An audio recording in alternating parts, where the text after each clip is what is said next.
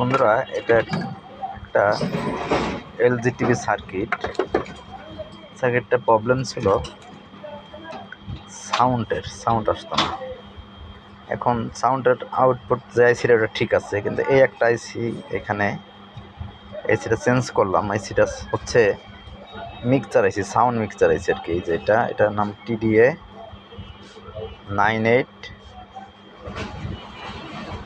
9859 এটা নাম্বার।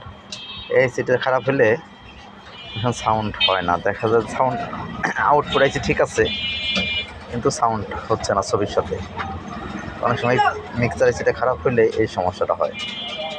এখন এই আইসিটা চেঞ্জ করলাম, এখন দেখি কী হয়, আশা করি হয়ে যাবে, কারণ আইসিটা শর্ট ছিল, খারাপ ছিল।